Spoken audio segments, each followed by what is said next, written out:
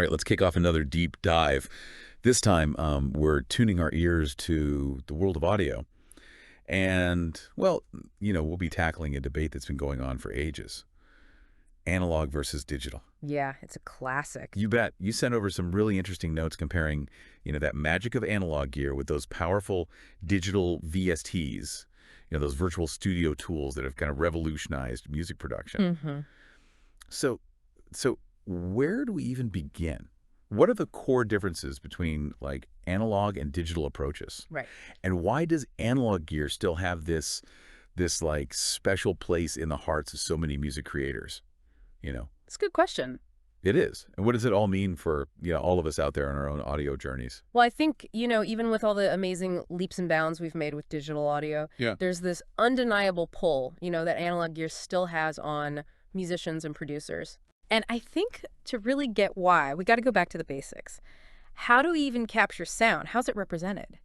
Think of analog audio like a river flowing, a continuous waveform that just mirrors the actual sound waves, hanging out in the air. Okay, yeah. It's a direct imprint of the sound, Digital audio, on the other hand, kind of takes a different route.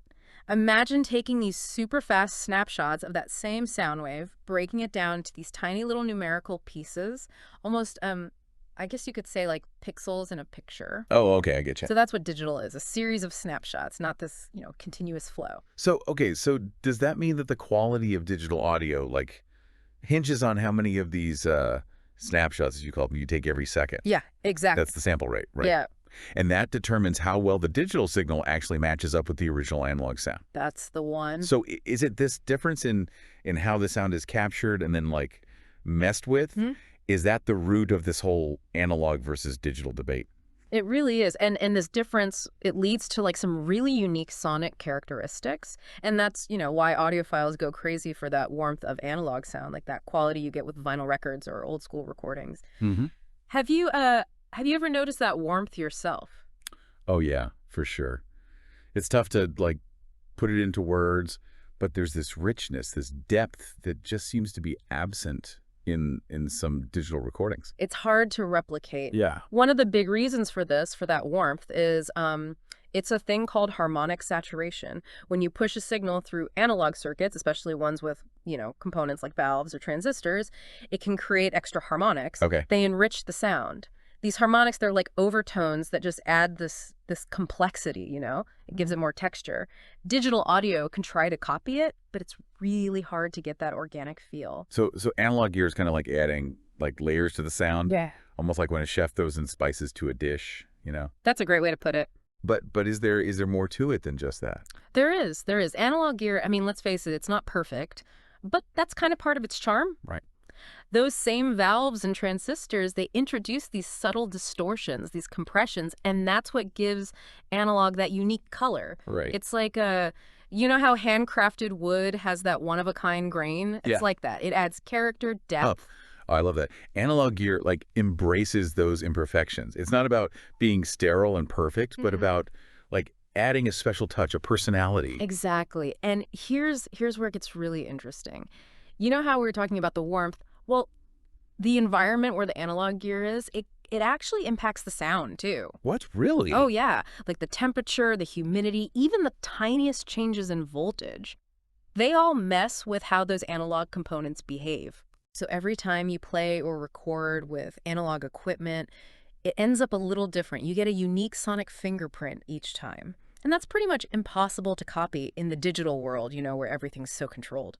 So it's like analog gear is this like living, breathing instrument, right? Mm-hmm. Each piece with its own quirks and personality. Exactly. That's got to make working with it pretty wild, right? Oh, it does. And that's actually what we're going to get into next. The tactile joy of working with analog gear. That's something, well, a lot of musicians and producers, they find it truly special. I bet. Yeah. So we were just saying how like the actual environment can change how analog gear performs. Yeah, it's pretty wild. I bet working with it is a whole other beast compared to, just clicking around in a digital audio workstation. Oh, absolutely. It's there's this tactile joy that comes with analog, turning real knobs, plugging in cables, actually like physically interacting with the sound, it's a totally different creative experience. Yeah, yeah. A lot of people say it's like being a sculptor, Oh, shaping the sound with their own hands. I can see that. It's way more hands-on, way more visceral. Exactly. And this physicality, it actually changes the creative process in some really interesting Oh, ways. so. Well, the physical controls on analog gear, they give you instant feedback. Like you turn a knob and bam, you hear the change right away. It's this direct connection that I think really helps with a more intuitive workflow Okay. and a more, I guess you could say, natural creative flow. It's like it's kind of like the difference between drawing on a tablet versus, actually sketching with the pen and paper. Yeah. There's that immediacy, that rawness to using like real tools. You got it. And this kind of leads to another thing. Analog workflows tend to be, well, slower, more deliberate. It's not like you're just dragging and dropping, virtual plugins. Right, right. Every adjustment you make, it requires a physical action, a conscious choice. It forces you to slow down, really listen, and make decisions, Yeah. Like each turn of a knob, it's a commitment. It encourages a more thoughtful approach to how you're shaping the sound. So it's about being present in the moment, like really feeling the sound as you mold it. Exactly. But we were talking about like the beauty of imperfection in analog audio. Yeah. How does that actually play out when you're listening? I always heard that cleaner audio is better, less noise, more precision. Yeah, that's a common idea, especially now with digital audio everywhere. But here's the thing. Those imperfections, those so-called flaws in analog, they can actually make the listening experience better. Really? Remember those tiny voltage changes we talked about? Yeah.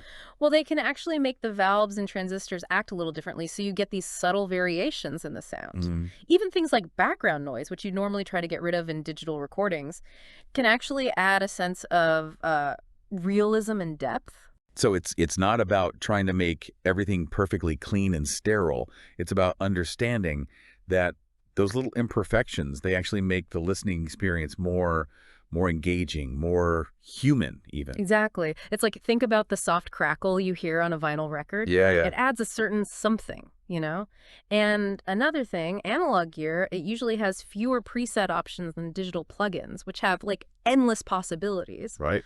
But working within those limits, it can actually spark creativity. It makes you come up with unique sounds. You're forced to like trust your gut and react to the sound right then and there. It's a whole different creative flow. It's almost like a conversation between the musician and the gear, this back and forth that can lead to like unexpected things. Yeah, that's a great way to put it. And this kind of brings us to a question it's been bugging musicians and audiophiles forever. Why do some people feel this like deep emotional connection to analog?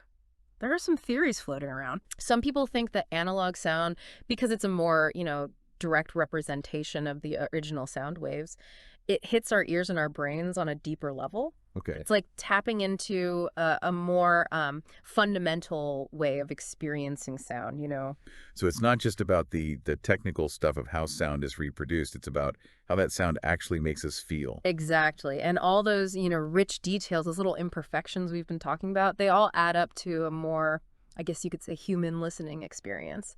It's more engaging. Like it's like the difference between reading a text and having a face-to-face conversation. Oh, yeah. Digital audio can be super precise, super clean, but sometimes it misses that warmth, that emotional depth that analog has. It's funny. We've talked a lot about like the technical stuff and the experience of analog and digital, but there's also this undeniable coolness factor to analog gear. It's almost like a status symbol, Yeah, there's definitely a certain prestige to it, especially if you're talking about rare or vintage pieces. High-end analog gear, I mean, it can be really expensive, really hard to find. Yep. So a lot of audio professionals, they see it as a sign that you've been around the block, Right. that you're dedicated. Like you've earned the right to work with these like beautiful, complex machines. Exactly. And unlike software plugins that can become like obsolete when technology changes, analog gear, if it's well maintained, it usually holds its value. Yeah. It can even go up in value. So it becomes an investment, not just in sound quality, but, maybe financially too. This has been a really cool look into analog. But what about digital? I mean, it has to have some advantages, right? And some unique possibilities too. Oh, for sure. I mean, we've been, geeking out over analog, but digital audio, it's got some serious power and flexibility that we got to talk about. For sure. Like what? Well, one of the biggest things is like precision. Okay. Digital audio lets you do these crazy detailed edits and manipulations. You have control over like every single aspect of the sound. You can get really granular with it. You got it. You can make tiny adjustments that would be impossible with analog gear. And then there's the accessibility, you know? Right. Yeah, yeah. Like not everyone can afford a super rare vintage compressor, right? Exactly. Digital audio workstations and plugins, they're usually way more affordable than the analog stuff. Right. So it opens up music production to way more people. That's awesome. It is. And think about it, with digital, you have like an endless palette of sounds. Virtual instruments can mimic like any instrument you can imagine. And effects plugins, I mean, forget about it. They can do anything from like vintage reverbs to those crazy futuristic synth textures. It's like having like a whole studio, right there in your computer. Yep. You can make entire symphonies or, crazy experimental soundscapes without even leaving your room. And don't forget how convenient digital is. It's easy to store, easy to share, easy to collaborate with people anywhere. Yeah, yeah. It's changed how music is made and shared, like totally. It has. No more geographical barriers, It connects musicians all over the world. So it seems like after this deep dive, the answer isn't really about picking one over the other, analog versus digital. It's more about like using the strengths of both. Yeah, totally. It's about picking the tools that work best for you, for your creative vision, and how you like to work. I couldn't agree more. It's like, think of it like a toolbox. You've got all these different tools, right? Yeah. You wouldn't use a hammer to put in a screw. It's the same with audio. You got to know what analog's good at, what digital's good at, and then you can make smart choices about what to use when. Love that analogy. It's about having the right tool for the job and knowing how to use it. It's been awesome. Anything else you want to add for our listener before we wrap up? Just, whether you're digging the warmth and the character of analog, or you love that precision and flexibility of digital, the important thing is to keep exploring, keep experimenting, and just push the boundaries of sound, There's so much out there to discover. So well said. To everyone listening, we hope you think about how you create and listen to audio differently now that you've learned more about analog and digital. Maybe you'll start noticing like little details in analog recordings, or maybe you'll dive into the world of digital audio tools. Whatever you do, keep listening, keep creating, and most importantly, keep those ears open. Thanks for joining us on this deep dive.